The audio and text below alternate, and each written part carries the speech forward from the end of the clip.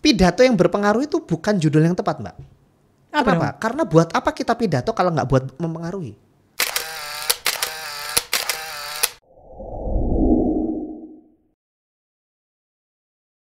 Hai leaders, jumpa lagi bersama saya Lia di GPS Podcast, yaitu tempatnya untuk para leader mengakselerasi pengaruh melalui skill komunikasi dan juga skill public speaking. Luar biasa sekali bersama dengan Kak Surya lagi. Alhamdulillah sehat Mas. Alhamdulillah. Luar biasa. Allahu Akbar. Alhamdulillah. Apa kabar Mas? Alhamdulillah. Alhamdulillah ya. Kok kayak ini Omar dan Hana Ya, gitu ini ya. saya saking ini Setianya. ya, saking bingung. Jadi masih kusut kayak begini, mohon maaf ya. Enggak kok. Kayak mau jalan-jalan aja nih. Ayo dong kita jalan-jalan bersama Ibu. Beli baju baru gitu. Nggak minat. Nggak minat ya. Beli buku baru aja kalau sama Kak Surya ya. Oke. Nah, kalau kita pimpinan, pemimpin dan juga leaders yang ada di rumah tuh ya, Kak Surya ya. Tidak lepas yang namanya kita tuh akan memberikan pengaruh kepada tim kita, ya kan? Modelnya pun macam-macam. Nah, episode kali ini itu kita melaluinya itu adalah melalui speech ataupun pidato untuk memberi sebuah pengaruh tersebut, kan kayak gitu. Penyampaian sebuah pesan itu melalui speech ataupun pidato. Yang saya tanyakan itu, pimpinan tuh harus bisa ngasih pidato ya Mas? Sebaiknya. Kan ada jubir Mas. Ada jubir ya. Iya. Dia dibayar Mas. Ada jubir loh. Ya. Gimana dong? Kalau Mbak Lia sendiri lebih respect sama pemimpin yang ngomong sendiri atau yang pakai jubir? Pribadi saya Ya. ngomong sendiri dong. Nah, artinya kalau tadi bicara pengaruh, maka orang yang pakai jubir jelas pengaruhnya di bawah dari orang yang ngomong sendiri. Betul. Bener nggak? Betul. Oke, jadi harus tuh ya. Leader harus Nggak harus. Sebaiknya. Sebaiknya. Ya wis harus lah. Ya wis boleh lah, boleh. Ya apa cara nih? Gimana kalau orangnya gak bisa? Apa dong yang harus disampaikan? Ya latihan. Latihan. Oh iya. Piye latihan nih? Apa susahnya? Open YouTube? Bukan, maksudnya emang apa kesulitannya orang untuk berpidato? Ya kan bingung apa yang mau disampaikan. Udah Oke. terlalu banyak nih. Satu, bingung apa yang mau disampaikan. Yes. Oke, terus apa lagi emang? Setelah itu bingung disampaikan, audiensnya bingung juga nanti ini juga orang-orang penting-penting juga yang datang. Gitu. Jadi aku juga kayaknya mau ngomong apa, orang-orang ini pada lebih paham banget dibanding saya gitu. Oke. Ada satu rumus yang menjadi dasar kalau kita itu mau speech atau pidato. Rumus dasar ini perlu dilakukan baik yang sedang berlatih ataupun yang sudah ahli sekalipun. Tulislah yang akan kau katakan. Isi gue tau. Ya. Wow. Biasakan menulis apa yang akan kita katakan. Mau ngomong apa, tulis. Bukan berarti yang ditulis itu nanti buat dibaca, enggak. Tapi saat kita menulis yang kita katakan, minimal kita sudah kebayang, itu satu. Nanti arahnya mau ngomong apa. Kedua, dengan menulis itu sudah merapihkan segala isi pikiran. Jadi saya lupa pernah sampaikan di podcast ini atau enggak ya. Nah, jadi kalau manusia itu nerima informasi sehari-hari. Kan tiap hari ya, terima informasi. Informasi itu sebenarnya dalam pikiran kita berserakan. Berantakan. Random gitu ya. Random. Bayangin Mbak Lia itu punya banyak buku, tapi bukunya berantakan, berserakan di mana-mana. Itulah model informasi yang sudah masuk ke dalam pikiran kita. Kalau modelnya berantakan kayak gitu, Mbak Lia lagi nyari satu judul buku, gampang atau susah? Susah. Ya. Karena random kan, nggak tahu tempatnya di mana. Ini di mana, tumpukan bawah atau tumpukan tengah, atas, harus bongkar-bongkar kan? Tuh. Menulis itu membuat kita bisa merapihkan ke dalam folder-folder. kalau kita membiasakan menulis. Nah, menulis untuk pidato itu ibarat kita sejak awal sudah nyari buku-buku yang kita butuhkan, kita kumpulkan dan kita taruh di atas meja. Jadi saat kita ingin mengakses buku itu jadi gampang kan? Tuh. Yes, itulah kalau kita menulis apa yang akan kita katakan. Masalah nanti kita saat tampil persis sama atau tidak dengan yang kita tulis nggak jadi masalah. Karena memang lebih baik tidak membaca dan boleh berimprovisasi. Tuh. Tuh, tapi paling nggak buku-bukunya sudah kita pilihin naik di atas meja kan. Tuh. Berarti secara tidak langsung kan kita menulis itu kan untuk memberikan referensi di mind kita kan. Apa yang nanti akan kita sampaikan ketika berpidato. Begitu? Wow, ternyata harus nulis dulu sebelum leaders untuk berpidato. Jadi nggak salah ya kalau misalkan kita belajar pidato, Mbak, iki aku mau belajar pidato. Kok harus nulis? Saya sering minta orang yang mau pidato buat nulis. Betul, sepakat. Sudah, podcast kita selesai. belum banyak lagi nih yang curious nih. Oke, leaders ya, salah satunya ketika leaders mau berlatih untuk speech ataupun berpidato, bingung apa yang mau akan disampaikan, tulis. Ya kan? Oke, udah nulis nih ya, udah nulis. Nulis apa? Aku ya bingung. Apa yang ditulis? Kan kalau pidato kan pasti ada opening, ada kepala, ada body, and ada closing. Nah kayak gitu. Ini sih tergantung ya. Itu teknis ya? Pidato resmi atau nggak resmi. Tapi tetap kayaknya Mas harus ada opening, isi sama closing. Betul. Cuman kalau resmi biasanya kan sudah ada format. Betul. Ya kan? Tinggal ganti template aja sih. Iya, gitu. Ganti template lalu gak dihapus. Cuman sebenarnya pidato resmi itu masih bisa loh dibuat menarik. Kalau gitu kan rata-rata jadi nggak menarik ya. Karena sama semua. Sebenarnya masih bisa diimprove. Betul. Dan saya sudah konfirmasi ke beberapa orang yang terkait dengan itu. Sebenarnya improvisasi itu sangat boleh. Boleh. Cuman nggak berani melawan kebiasaan aja. Makanya saya karena nggak biasa itu tadi. Karena biasa. Misalnya gini. Pembukaannya kayak begini, misalnya kan, pembukaannya kayak begini. Terus saya suka nanya, emang harus begini? Ya? Memang aturannya begitu atau cuman biasanya begitu? Baru mikir. Biasanya sih. Biasanya sih. Berarti boleh berubah? Boleh, tapi gak biasanya nggak begitu. Ya sekarang berhubungan dengan protokoler nggak sih kayak gitu kalau memang formal gitu Mas? Iya, sebenarnya kan yang diatur itu hanya format besar kan. Masalah kata-katanya itu juga nggak baku-baku amat sebenarnya. Betul. Yang penting kan pakai kalau di acara resmi yang penting kan bahasanya bahasa yang baik dan benar, bukan bahasa gaul halo guys gitu kan. Bukan halo guys, nggak gitu kan. Yes, ya. Yang penting kan cuma bahasa, tapi kalau misalnya isi itu kan bisa diotak-atik sebenarnya. Cuman ya tadi betul kata Mbak Lia, kebiasaan untuk dari template dirubah gitu loh. Jadi akhirnya setiap pidato tuh sama-sama aja rasanya. Cuma di sini tuh aja ganti. Iya, dan kalau misalnya pidato kerasa sama, akhirnya jangan salahkan orang jadi bosen. Nah, oke. Kalau tadi udah dapat nih, harus nulis. Biar nggak bosan itu tadi pun harus ada improvisasi kan? Iya, karena kan gini. Kenapa sih orang bosan? Karena semua sudah bisa diprediksi. Maka bosan. Kita tidak akan bosan kalau kita tidak memprediksi. Kita tidak bisa memprediksi. Ada sesuatu yang unexpected.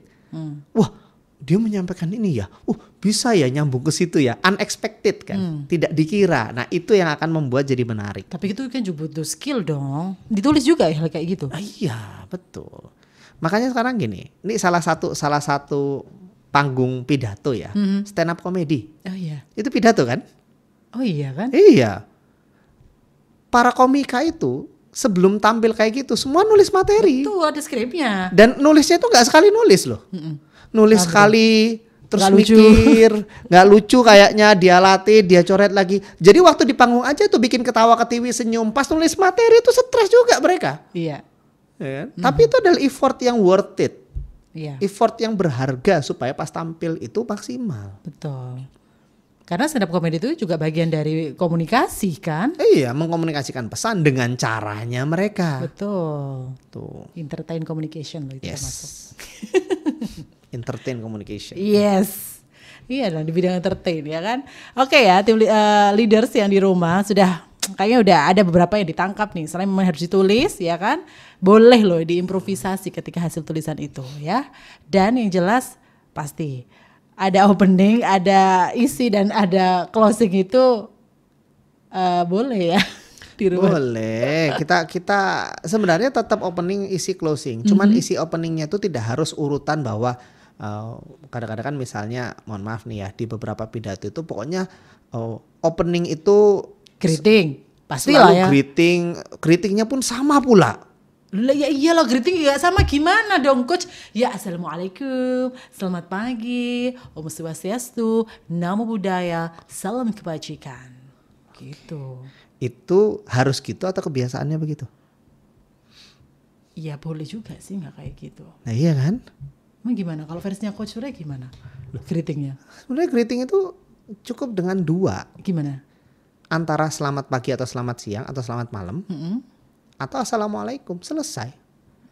Kalau saya diajarin guru saya dulu waktu SD, assalamualaikum warahmatullahi wabarakatuh, itu sekarang sudah jadi salam nasional. Betul. Tidak lagi salam agama tertentu. Benar. Artinya assalamualaikum warahmatullahi wabarakatuh atau selamat pagi atau dua-duanya digabung itu sudah cukup. Greeting itu gak usah kepanjangan.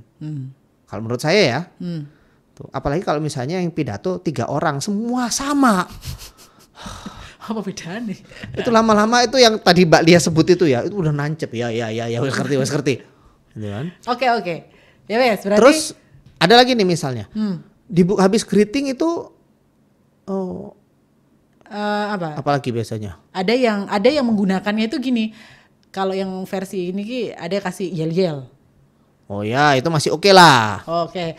Yang terhormat. Nah, itu rodok mbu seni. Nah, tapi harus dia kalau di protokoler itu kalau nggak disebut itu dia walk out loh. Gitu ya. Lo iya dong. Beneran. Ya sudah, kalau memang orangnya begitu penuhi saja. Oh dipenuhi, oke. Ya sudah, nggak apa-apa. Oke. Salam, greeting. Yang terhormat. Yang Yang ada 10 orang itu. Iya. Sebut semua, yang terhormat. No. Oh. Yang terhormat cuma 1. Yang kami hormatinya berikutnya. Oh, jadi yang terhormat 1, yang kami hormati. Iya. Nah, Gitu. itu ya, pidatonya 15 menit, 10 menitnya buat yang kami hormati. Oh iya dong. Ya. Itu bisa, itu ada. Iya. Kalau memang orang-orangnya jadi walk out karena nggak disebut, ya sudah penuhi saja. Tapi setelah itu kan kita bisa misalnya dalam pidato itu menggunakan cerita, story. Bisa kan? Bisa. Bercerita, ya kan? Tidak sekedar menyampaikan informasi yang informatif aja, ya kan? Bisa. Terus kita langsung menceritakan beberapa kisah-kisah yang lagi up to date yang terjadi, baru nanti dihubungkan dengan topik pidatonya apa sih, gitu kan? Kalau ini bulan puasa, Iya. sembunyi dengan bulan puasa. Iya, insight-nya apa gitu. Kasih jargon-jargon di awal, oke. Boleh. Atau tanya two way communication, bagaimana puasa hari ini gitu. Ya. Lah sekarang yang banyak saya dengar ya, pidato-pidato resmi itu isinya pengarahan. One way communication. Bener. Ya sebenarnya pidato kebanyakan one way communication pasti, tapi isinya pengarahan kan? Berarti kalau pengarahan itu berarti hanya mengarahkan di satu. Iya, Itu doang, misalnya kita ada kebijakan baru, kebijakannya harus begini dibaca pula. Jadi nggak nancep lah. Kalau memang ada kebijakan baru yang dibacakan, daripada dibacakan di pidato, bagiin kertas aja selesai, baca sendiri. Terus ya apa caranya? Ya kan? Ini kalau pidato misalnya ya, isinya pengarahan yang cuma dibacakan doang. Poin 1, poin 2, pertanyaan pertama, orang-orang inget nggak? Enggak. Jadi buat apa diomongin? Nang mari nang wis ngono tok ae. Iya.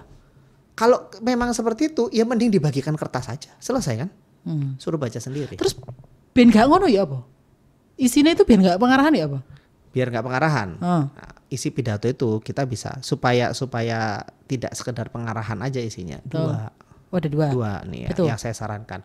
1 tadi story, gunakan story, cerita. Terus kedua, dalam pidato itu berikan solusi. Rekomendasi. Contoh misalnya, kita mau ada kebijakan baru. Ya kan?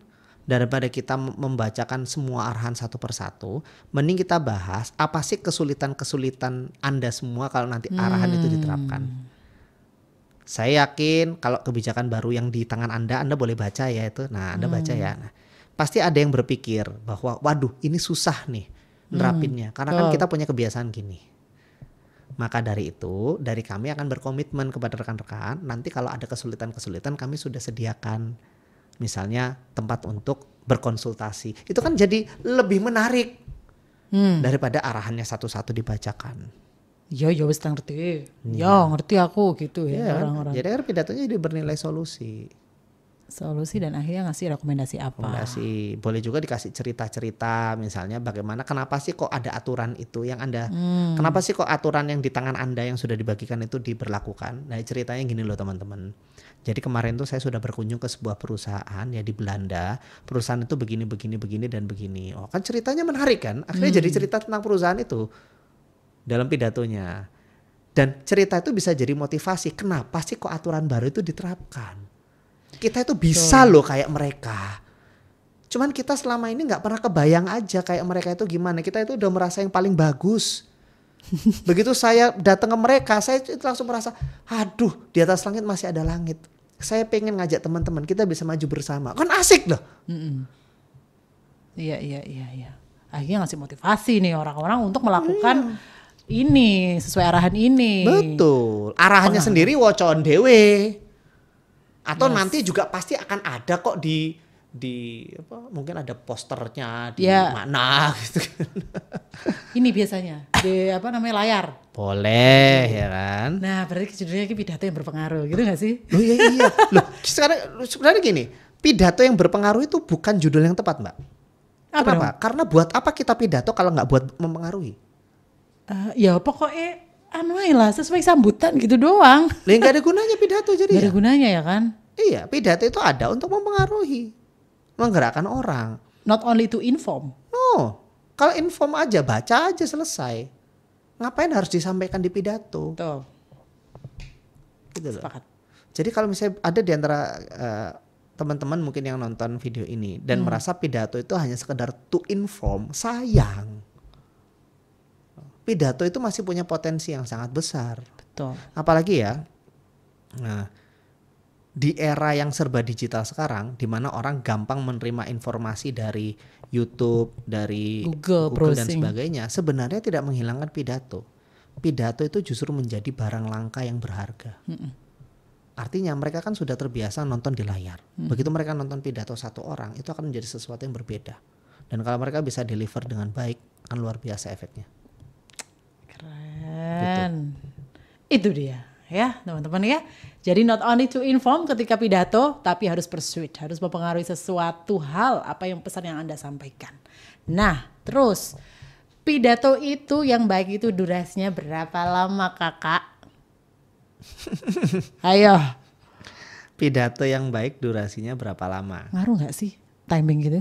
Ya kalau one way communication ngaruh. Kalau two way communication nanti faktornya lebih banyak.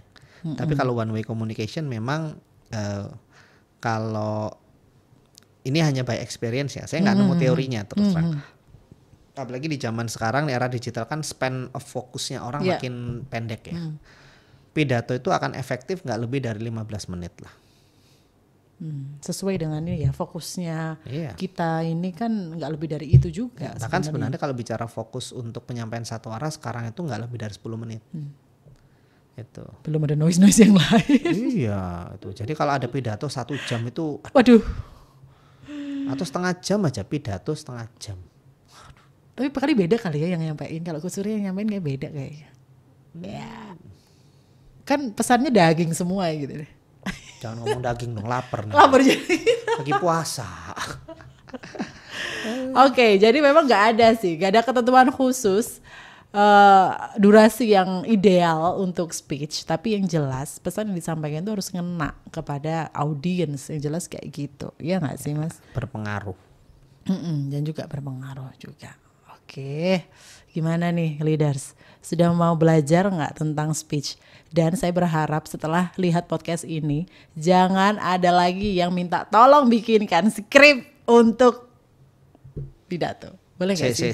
Sebentar. Bikinkan skrip pidato ya? Yes. Ya apa nguniku? Boleh nggak? Oke, gini. bikinkan skrip pidato itu boleh Heeh. dengan syarat ketentuan berlaku. Apa yang diminta oleh atasan? Bukan itunya. Apa nih? Kan ini kita bicara boleh dengan syarat ketentuan. Syarat ketentuannya adalah setelah pidato itu teksnya dibuat, itu dipelajari betul dan direview dan direvisi kalau dirasa butuh direvisi. Artinya begini, kalau kita punya asisten untuk membuatkan, jangan sampai teks itu adalah teks yang merepresentasikan si asisten. Oke. Teks itu harus merepresentasikan yang ngomong. Itu mirip kayak sekarang gini lah. Kita mau bikin konten pakai ChatGPT. Boleh, tapi jangan copy paste dari ChatGPT. ChatGPT itu hanya mendapat bahan referensi aja.